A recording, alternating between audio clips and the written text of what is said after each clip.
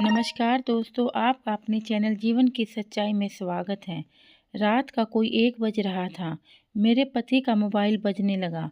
वो गहरी नींद में थे, इसलिए मैंने फ़ोन उठाकर देखा तो मेरी ननंद रीमा का नंबर था। मैंने गुस्से में फ़ोन काट दिया और बड़बड़ाने लगी कि इसे तो रात को भी चैन नहीं है। रीमा मेरे पति की इकलौती बहन थी और किसी न किसी वजह से अपने भाई को फ़ोन करती रहती थी। मुझे रीमा वैसे भी पसंद नहीं थी और अब रात के 1 बजे उसका फ़ोन देखकर तो मुझे बहुत गुस्सा आ रहा था। इतनी रात को भी किसी को फ़ोन करने का कोई वक़्त होता है क्या? मैंने फ़ोन काट दिया। काटा तो 2 मिनट ही हुए थे कि दोबारा से फ़ोन बजने लगा। अब की बार तो मैंने तंग आकर मोबाइल बंद किया और मोबाइल साइड पर रख दिया। पता नहीं मेरी ननंद को मुझसे क्या दुश्मनी थी, जो मेरी ज़िंदगी में मुसीबत बनी हुई थी। दरअसल मेरे पति को अपनी इकलौती बहन से बड़ी मोहब्बत थी, इसलिए मुझे इन दोनों का रिश्ता एक आँख नहीं पाता था। पति के मोबाइल को पावर ऑफ करने के बाद मैं सुकून से सो गई। मुझे यकीन था कि अब सुबह तक की छुट्टी हो गई, लेकिन थोड़ी देर बाद मेरा फ़ोन बजने लगा। मैंने रीमा का नंबर देखा। मुझे और गुस्सा आया कि ऐसी कौन सी मुसीबत पड़ गई जो रात को भी चैन नहीं आ रहा। मैंने सोचा था कि फ़ोन उठाकर खूब बातें सुनाऊंगी। यही सोचकर मैंने फ़ोन कान से लगाया तो दूसरी तरफ उसके रोने की आवाज़ सुनाई देने लगी। बड़ी मुश्किल से सिसकियों के बीच उसने एक खबर सुनाई, जिसे सुनकर मैं बहुत दुखी हुई। वह कहने लगी, भाभी अर्जुन इस दुनिया से चले गए। मैंने कहा, तुम क्या कह रही हो? रीमा, जीजू तो अच्छे भले थे, उन्हें भला अचानक क्या हो गया? रीमा रोते हुए कहने लगी, वो नाइट ड्यूटी पर गए थे, वहाँ बॉयलर फट गया और उनकी उसी वक्त मौत हो गई। आप और भाई मेरे पास जल्दी आ जाइए, मैं अकेली हूँ, मुझे कुछ नहीं समझ आ रहा और बच्चे भी छोटे हैं। वह इस अंदाज में रो रही थी कि मैंने उसे तसल्ली दी और कहा, मैं अभी आती हूँ। मैंने जल्दी से फ़ोन काटा और अपने पति को जगाया। वह गहरी नींद से उठे तो मैंने कहा, रीमा के घर जाना है। वह अड़बड़ा गई और कहने लगे, सब ठीक तो है? इतनी रात को रीमा के घर क्यों जाना है? मैंने बड़ी मुश्किल से हिम्मत करके उन्हें यह खबर सुनाई कि उनके बहनोइया इस दुनिया में नहीं रहे और उसकी बहन अपने छोटे छोटे बच्चों के साथ विधवा हो गई है। यह सुनना ही था कि मेरे पति के चेहरे का रंग उतर गया। कितनी देर वह भी यकीनों से नहीं कर पा रहे थे। फिर जब अपना फ़ोन उठाया तो वह पावर ऑफ था। गुस्से में पूछने लगे, मेरा फ़ोन ऑफ किसने किया? तो मैंने कह दिया, बार बार फ़ोन बज रहा था तो नींद में पावर ऑफ कर दिया। कारण इसी कारण फिर वह जल्दी उठकर उसने कपड़े बदले और मुझे भी तैयार होने को कहा। बच्चों को पड़ोस में सुला दिया। मैं और तुम चलते हैं, जाकर देखते हैं कि क्या हुआ। अब हमें अब हमें ही उसे देखना है। मेरा पति खुद भी बहुत ज़्यादा परेशान था। उन्हें रीमा की भी फिक्र सता रही थी। यह वक्त ऐसा था कि मैंने कुछ भी नहीं कहा, बस उनकी हाँ में हाँ मिला दी। पड़ोसी से हमारे ताल्लुकात अच्छे थे, इसलिए मैंने अपने तीनों बच्चों को पड़ोस में सिलाया, फिर खुद पति के साथ रीमा के घर चली गई। रीमा ने पास पड़ोस में खबर कर दी थी। शायद उसके रोने की आवाज़ पर पड़ोसी खुद ही आ गए थे और उसके घर में काफ़ी भीड़ नज़र आ रही थी। मैं और करण उसके पास गए तो वह हमारे गले लग गई और फूट फूट कर रोने लगी। फिर कुछ ही देर बाद एम्बुलेंस का सायरन बजने लगा। कंपनी वाले ने अर्जुन का शव घर भिजवा दिया था। उन्होंने बताया था कि अर्जुन के ऑफिस से फ़ोन आया था, बॉयलर फटने से उनकी जान गई। अर्जुन का शव इस कदर बुरी तरह से झुलसा हुआ था कि वह देखने के लायक भी नहीं था। बस रीमा को ही थोड़ी बहुत दिखाई गई। फिर अगले दिन अर्जुन का अंतिम संस्कार कर दिया गया। अर्जुन के खानदान में भी ज़्यादा लोग नहीं थे। उनकी 2 शादीशुदा बहनें थीं। भाई की मौत पर वह भी गम मनाकर चली गई। पीछे रीमा और उसके 2 बच्चे रह गए। मेरे पति करण ने उनके सिर पर हाथ रखा और फिर कह दिया कि अब मेरी बहन मेरे साथ रहेगी और अब यह मेरी जिम्मेदारी है। यह सुनना था कि मेरे सर पर आसमान गिर गया। मैं हरगिज भी रीमा को अपने घर में नहीं लाना चाहती थी। उसके 2 बच्चे और वो मेरे लिए सिर्फ एक मुसीबत थे, क्योंकि मेरा पति उनको बहुत चाहता था और यहाँ एक बात तो मैं बर्दाश्त से बाहर थी। लेकिन खैर, यह वक्त ऐसा था। दुनिया दिखावे के लिए भी मुझे अच्छा बनना था। मैंने भी रीमा को गले लगाकर कह दिया कि हाँ, खुद को अकेला ना समझना। और फिर मेरे पति ने मुझे यह हुक्म दिया, मैं रीमा का सामान बांध दूँ और खुद उसे और उसके बच्चों को घर लेकर चलूं। मेरे दिल में आग लग गई थी, लेकिन फिर भी मैं रीमा का सामान बांधने लगी। मैंने जानबूझकर रीमा से कहा कि फ़िलहाल थोड़ा सा सामान बांध लो, बाकी को बाद में ले जाएंगे। मैं चाहती थी कुछ दिन उसे रख कर फिर वापस भेज दूंगी। सामान बांधने के बाद रीमा ने एक बहुत बड़ा सा थैला संभाल के अपने सामान में रखा। मैंने हैरत से पूछा कि इस थैले में क्या चीज़ है, तो कहने लगी, भाभी बस यूं ही समझ लें कि मेरी यह कुल पूंजी है, इसे मैं संभाल के रखूंगी। अब यही मेरे बच्चों का फ्यूचर है। रीमा की बात सुनकर मेरे कान खड़े हो गए। रीमा के पास जेवर के सिवा और क्या हो सकता था जो उसके बच्चों के फ्यूचर का सहारा होता। मैं सोचने लगी, इतना तो मुझे भी मालूम था कि रीमा के पास बहुत सा जेवर है, इसलिए फ़ौरन मेरा दिमाग चला कि हो ना हो इसमें जेवर ही होगा। लेकिन इतना बड़ा थैला देखकर तो मेरी आंखें खुली की खुली रह गई। फिर मैंने रीमा का सामान गाड़ी में रखवाया, उसे और उसके बच्चों को अपने घर ले आई। लेकिन मेरे दिमाग में बस यही चल रहा था कि किसी तरह रीमा का जेवर अगर मुझे मिल जाए तो क्या बात है। अगर देखा जाए तो उसका आधा जेवर मेरे पति ने ही उसे शादी पर बनवा कर दिया था और उस पर मेरा भी हक था। और यही बात मेरे दिमाग में बैठ गई कि उसके पास मौजूद जेवर पर मेरा भी हक है। पहले मैंने सोचा कि रीमा के साथ बुरा रवैया रखे, कुछ ही दिनों में मैं उसे यहाँ से चलता कर दूंगी। लेकिन अब मेरी नीयत उसके जेवर पर आ चुकी थी, तो मैंने सोचा कि जब तक मैं इसके जेवर हासिल नहीं करूंगी, मैं रीमा को अपने घर में ही बर्दाश्त करूंगी। मेरे पति ने मुझे चेतावनी दी थी कि रीमा का बहुत ख्याल रखूं, उसे किसी भी चीज़ की कमी न होने दूं, और मैंने अपने पति को दिखाने का के लिए वादा भी पूरा कर लिया था। लेकिन सच तो यह था कि मैं 2 ही दिन में बहुत ज़्यादा परेशान हो गई थी, क्योंकि रीमा से मिलने वाले मेहमानों का झुंड लगा हुआ था। हर किसी को मालूम हो गया था कि हम रीमा को अपने घर ले आए हैं, इसलिए सारा खानदान, पास पड़ोस वाले सब हमारे घर आ रहे थे। मुझे भी सबके सामने मीठा बनना पड़ रहा था।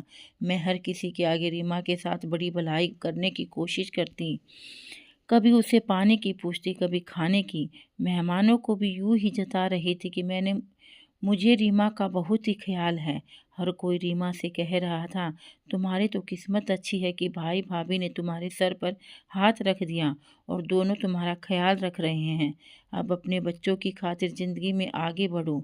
लेकिन रीमा पर जो क़यामत टूटी थी वह कोई कम नहीं थी, इसलिए वह बेचारी अपने कमरे की चारदीवारी में कैद हर वक्त आंसू बहाती रहती थी। उसके दोनों बच्चे मेरे बच्चों की हम उम्र थे। 2 दिन सुकून से गुजरे और फिर तीसरे दिन बच्चों में झगड़ा शुरू हो गया। मेरे 3 थे, रीमा के 2 बच्चों ने मिलकर पूरा घर सर पर उठा लिया। मेरे बच्चे मेरी की तरह ही थे, वह कोई भी चीज़ बांटने के आदी नहीं थे। इसलिए जब रीमा के बच्चे खिलौने बांटने का वक्त आया तो वह किसी तरह राजी न हुए। करण दफ्तर जाते हुए बच्चों को समझा कर जाती कि बुआ के बच्चों के साथ मिलजुल कर खेलना, लेकिन करण के जाते ही वही झगड़ा शुरू हो जाता। मैं भी अपने बच्चे को कुछ नहीं कहती और सारा इल्ज़ाम रीमा के बच्चों पर डाल देती। वह बहुत बदतमीज़ हैं। बस अपने घर में मैंने उसे इसलिए पनाह दी हुई थी क्योंकि अभी तक वह जेवरात की थैली उसके पास थी। जिस दिन वह थैली मेरे हाथ लगती, मैं खुद उसे धक्के मार कर घर से बाहर निकाल देती। अपने पति के सामने तो मैंने एक अच्छी भाभी होने का सबूत दिया हुआ था, लेकिन पीठ पीछे मैं बहुत ही बुरी थी। फिर एक दिन मैंने रीमा के सामने जानबूझकर इस तरह की बात की कि ज़माना बहुत ख़राब है, अगर उसके पास कोई भी कीमती सामान है तो वह उसे सावधानी से रखे और चाहे तो मुझे दे दे, मैं अपनी अलमारी में रख लूँगी। मेरी बात सुनकर वह मुस्कुरा दी, कहने लगी, ठीक है भाभी, लेकिन मैं खुद हर चीज़ का ध्यान रख लूँगी। उसकी बात सुनकर मुझे बड़ा गुस्सा आया, लेकिन मैंने यह बात जाहिर नहीं की। मैंने तो सोचा था कि यह सुनकर डर जाएगी और अपना सारा जेवर मुझे दे देगी, लेकिन वह नहीं डरी और मैं अलमारी रखने के बहाने खुद उसे गायब कर दूंगी और फिर कुछ बहाना बना दूंगी कि चोरी हो गया वगैरह वगैरह। मगर वह तो बड़ी ही ढीठ निकली, उसने मेरे हवाले कुछ भी नहीं किया। इसी वजह से मैंने फैसला किया कि वो रीमा को बर्दाश्त करने के बजाय मैं कोई न कोई तरीका करके जेवर हासिल कर लूं और फिर रीमा को यहाँ से चलता करूँ। लेकिन मेरी बदकिस्मती थी कि रीमा ज़्यादातर खुद अपने कमरे में ही रहती थी। अगर कोई मेहमान आता तो वह उसे ही अपने पास अपने कमरे में बुला लेती। शायद इसकी एक वजह यह थी कि मैं हमेशा से ही बैठक को ताला लगा कर रखती थी। मैंने कभी उसके मेहमानों के लिए बैठक नहीं खोली थी, इसलिए अब जो भी आता वह रीमा के पास उसके कमरे में ही बैठ जाता। ऐसे ही 2 महीने गुजर गए। मैंने सोचा कि अब कुछ न कुछ करके वह जेवर हासिल कर लेना चाहिए। इसलिए मैंने एक रात को गिलास में नींद की दवा मिलाई और वह लेकर रीमा के पास पहुंच गई। यह पहली बार था जब मैं दूध का गिलास रीमा के पास लेकर गई थी। वह हैरत से मुझे देखने लगी। मैंने साइड टेबल पर दूध का गिलास रखा। कहा कि तुमने खुद को कितना कमज़ोर कर लिया है। अपना ख्याल रखोगी तो ही अपने बच्चों पर ध्यान दे पाओगी। मैंने उसे बच्चों का एहसास दिलाते हुए दूध पीने को कहा। मेरी बात सुनकर वह धीमे से मुस्कुरा दी। कहने लगी, भाभी आपका बहुत शुक्रिया, आप मेरा बहुत ज़्यादा ख्याल रखती हैं। उसकी बात सुनकर मैं दिल में हंसने लगी और फिर वापस पलट कर आ गई। अब मुझे इंतज़ार था कि कब आधी रात होती और वह गहरी नींद में होगी और मैं जाकर उसके कमरे से जेवरात निकाल लेती और फिर उसे हमेशा के लिए यहाँ से चलती करती। करण भी उस रात घर नहीं थी, इसलिए मुझे सुकून था। उनके दोस्त की शादी थी, इसलिए मैं अकेले अपने कमरे में लेटी थी। मुझे वक्त गुजरने का इंतज़ार था। मुझे यह मालूम था कि दूध पीने के बाद घंटे भर में रीमा गहरी नींद में सो जाएगी और फिर मैं आसानी से अपना काम कर लूँगी। इसी तरह रात का 1 बज गया। मेरे पति को 2-3 बजे से पहले वापस नहीं आना था, इसलिए मैं दबे पाँव अपने कमरे से निकली और रीमा के कमरे में पहुंच गई। कमरे का दरवाज़ा थोड़ा सा खुला हुआ था। मैंने आहिस्ता से अंदर कदम रखा और मेरे होश उड़ गए, क्योंकि मेरी ननद रीमा रात के इस पहर अपने कमरे में अकेली नहीं थी, बल्कि वह मेरे पति करण के साथ थी।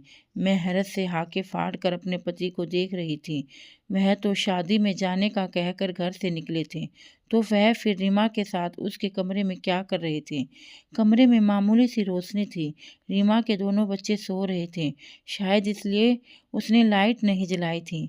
अंधेरे में मुझे मेरा पति और रीमा बिस्तर पर बैठे नजर आ रहे थे, लेकिन उन दोनों का चेहरा मेरी तरफ नहीं था, इसलिए वह मेरी मौजूदगी से बेखबर था। करण को रीमा के साथ बैठा देखकर मुझे बहुत गुस्सा आया। रात के इस वक्त वो मेरे साथ नहीं बल्कि अपनी बहन के साथ थे। उनका यहाँ क्या काम था? अगर वह शादी से लौटकर आ भी गए थे तो कमरे में क्यों नहीं आए या यहाँ क्या कर रहे थे? मुझे यकीन था कि रीमा मेरी पीठ पीछे उन्हें मेरे खिलाफ भड़का रही होगी या फिर मेरे पति से पैसे वसूल करना चाहती होगी, तभी तो उन्हें यहाँ बिठा कर रखा था। मैं वहीं दरवाजे के साथ कान लगाकर खड़ी हो गई, लेकिन कुछ देर बाद जो हकीकत खुली उसने मेरे होश उड़ाकर रख दिए। उसके बारे में तो मैंने कभी सोचा भी नहीं था और इसलिए मैं चकराकर गिरते गिरते बची। मैंने दीवार का सहारा ले लिया और फिर सारी बातें सुनने के बाद वापस अपने कमरे में बैठ गई। मेरी आंखों से आंसू बह रहे थे। मैं सोच भी नहीं सकती थी कि मेरे पति ने मुझसे इतनी बड़ी बात छुपाई होगी। कुछ ही देर गुजरी तो मेरे पति करण कमरे में आए। मुझे इस तरह रोता हुआ देखकर कहने लगे, सब ठीक तो है? तुम्हें क्या हुआ? सोई क्यों नहीं हो अभी तक? मैंने पति से पूछा कि आप कहाँ से आ रहे हैं? वह सर झुकाकर कहने लगा, पता तो है तुम्हें, मैं शादी में गया था। मैंने हैरत से करण को देखा। वह अभी भी मुझसे झूठ का सहारा ले रहे थे। फिर मुझसे बर्दाश्त नहीं हुआ और मैं खड़ी हो गई। गुस्से में कहा कि करण, मैं आपकी बीवी हूँ, लेकिन आप फिर भी मुझसे बातें छुपाते हो, झूठ बोलते हो। मैंने खुद आपको रीमा के कमरे में देखा है और जो बातें आप दोनों कह रहे थे वह भी मैंने सुन ली है। मैं अच्छी तरह जान गई हूँ कि आप दोनों बहन भाइयों के दरमियान क्या चल रहा है, लेकिन दुख तो मुझे इस बात का है कि एक ही छत के नीचे रहते हुए मैं इतनी बड़ी बात से बेखबर रही। आपने मुझे इस बारे में कुछ क्यों नहीं बताया? मेरी बात सुनकर करण का सिर झुक गया। वह कहने लगे, मैं डर गया था अगर तुम्हें इस बारे में पता चल गया तो तुम कैसे पेश आओगी, और मैं अच्छी तरह जानता था कि तुम्हें रीमा और उसके बच्चों का वजूद पहले ही बर्दाश्त नहीं है। अब अगर तुम्हें यह बात पता चलती कि मेरी नौकरी छूट गई है और मेरी कमाई का ज़रिया ख़त्म हो गया है, तो तुम तो पहले ही फुर्सत में रीमा और उसके बच्चों को घर से बाहर निकाल देती। मैं बहुत ज़्यादा परेशान था, इसलिए मैं अपनी यह परेशानी तुमसे बाँट भी नहीं सका कि तुम उल्टा मेरे लिए और परेशानी खड़ी कर दोगी। रीमा मेरी बहन थी, वह मेरा चेहरा पढ़ना अच्छी तरह जानती थी। पिछले 2 दिन से वह मुझसे बार-बार पूछ रही थी कि भाई क्या हुआ है, लेकिन मैं उसकी तकलीफ़ की वजह से खामोश था। फिर आज मैं शादी से भी इसलिए जल्दी लौट आया क्योंकि मेरा वहाँ दिल नहीं लग रहा था। इत्तेफाक से दरवाज़ा रीमा ने खोला था और इसलिए उसने फ़ौरन मुझसे अपने कमरे में बुला लिया और कहने लगी, अब मुझे बताओ क्या परेशानी है? अगर मेरे यहाँ रहने से कोई मसला है तो मैं अपने बच्चों को लेकर अपने घर चली जाती हूँ। आप अपनी ज़िंदगी सुकून से गुजारें। रीमा की बात सुनकर मैंने कहा कि नहीं, यह बात नहीं है। मुझे तुमसे या तुम्हारे बच्चों से कोई मसला नहीं है। दरअसल मेरी नौकरी छूट गई है और इसी वजह से मैं बहुत परेशान हूँ कि अब घर का गुजारा कैसे होगा। अपने बीवी बच्चों के साथ साथ मुझ पर तुम्हारे और तुम्हारे बच्चों की भी जिम्मेदारी है और यही बात मुझे बहुत ज़्यादा परेशान कर रही है। यह सुना था कि रीमा ने शाही रंग का एक थैला मेरे हाथ में दिया। कहने लगी, भाई इसमें वो सारे जेवरात हैं जो आपने मुझे शादी पर दिए थे और वह भी जो अर्जुन ने मुझे बनवा कर दिए थे। अगर यह आपके कुछ काम आ जाए तो क्या बुरा है। आप इन्हें बेच दें और अपना एक छोटा सा जनरल स्टोर खोल दें। वैसे भी हमारा कोने का मकान है। अगर आप अपने घर में ही एक जनरल स्टोर खोलेंगे तो आपका कारोबार चल पड़ेगा। मैं प्रार्थना करूंगी कि भगवान मेरे भाई के कारोबार में तरक्की दे। और रीमा ने अपना सारा जेवर मेरे हाथ पर रख दिया। लेकिन मुझे यह बात गवारा नहीं थी कि मैं अपने अनाथ भांजे भांजियों का हक खाऊं और अपनी विधवा बहन के पैसों से कारोबार शुरू करूं। इसलिए मैंने उसे वह जेवर वापस दे दिया। उससे कहा कि मैं जल्द ही नौकरी की तलाश कर लूँगा। बस मैं और रीमा यही बातें कर रहे थे। लगता है तुमने हमारी सारी बातें सुन ली। करण सर झुका कर बैठे थे और उनकी बात सुनकर मैं उनके कदमों में बैठ गई। मुझे बहुत अफसोस था कि मेरे पति ने मुझ पर एतबार नहीं किया था, लेकिन इसमें गलती मेरे पति की नहीं थी, बल्कि मेरी थी। मैं तो हमेशा से उनकी बहन और उनके बच्चों के खिलाफ थी। इसी डर से वो मुझे अपनी ज़िंदगी की इतनी बड़ी परेशानी नहीं बता सकी। दूसरी तरफ रीमा पर मैं आफत थी। मैंने एक दिन भी सुकून से नहीं रहने दिया था। कभी उसके बच्चों को मारती, कभी उन्हें बासी खाना देती और मेरे बच्चों की खातिर उसने अपना सारा जेवर मेरे पति को दे दिया था। मैंने अपना जेवर निकाल कर अपने पति के हाथ में रखा, कहा कि आप इसे बेच दें और इससे किराना स्टोर खोल लें। रीमा की सलाह बुरी नहीं है। वाकई हमारा बड़ा सा कॉर्नर का मकान है। यहाँ पर अच्छी दुकान खुल जाएगी और तरक्की भी करेगी। मैं और रीमा हम दोनों आपका साथ देंगे और हम मिलकर आपके साथ खड़े होंगे। रीमा के लिए मेरे दिल में जो नफ़रत थी वह उसके इस कदम की वजह से पूरी तरह धुल गई। मैं जान गई थी कि वह एक नेक दिल औरत है जिसने अपना सारा जेवर फ़ौरन मेरे पति के हाथ में रख दिया और अपने बच्चों के फ्यूचर का भी नहीं सोचा। तो फिर भला मैं क्यों पीछे रहती। कुछ देर तो करण इनकार करते रहे, लेकिन फिर मैंने आवाज़ देकर रीमा को बुला लिया। वह भी चली आई। मैंने उसे बता दिया कि मैंने उसकी और उसके भाई की बातें सुन ली है और मैं उसकी सलाह को बिल्कुल सही समझती हूँ। यह सुनकर रीमा बहुत खुश हो गई। फिर मैंने अपना और रीमा का जेवर पति के हवाले किया। मेरे पति ने वह जेवर बेच दिया और एक किराना स्टोर खोल दिया। मैं रीमा के साथ मिलकर घर भी संभालती और जब मेरे पति दुकान का सामान लेने बाजार जाते थे तो हम दोनों बारी बारी दुकान भी देखती थी। हम दोनों की मेहनत से दुकान खूब तरक्की कर रही थी। हम दोनों के बच्चे एक ही स्कूल में पढ़ने लगे और हमारी मोहब्बत देखकर बच्चों में भी मोहब्बत पैदा हो गई। मैंने रीमा से अपनी हर गलती की माफ़ी मांगी और वादा किया कि मुझसे मेरे कारण अगर आपको कोई तकलीफ़ हुई तो आज से मुझे माफ़ कर दो। और हमारे किराना स्टोर को चलते हुए अब 2 साल हो गए थे। हमारे घर में मोहब्बतों का राज था क्योंकि अब मैं रीमा को समझती थी और रीमा मुझे समझती थी। हम दोनों एक दूसरे के साथ बड़े मिलकर रहते थे और दिल में नेक इरादे रखते थे। भगवान ने भी हमारा साथ दिया और हमारे कारोबार में खूब तरक्की हुई। उसके फल से हमारे बच्चे भी खूब अच्छी शिक्षा ले रहे थे और उनके व्यवहार में भी काफ़ी बदलाव आ गया था। सभी मिलकर खुशी खुशी रहने लगे। दोस्तों, अगर आपको वीडियो ज़रा भी पसंद आई तो प्लीज़ वीडियो को लाइक और चैनल को सब्सक्राइब ज़रूर करें।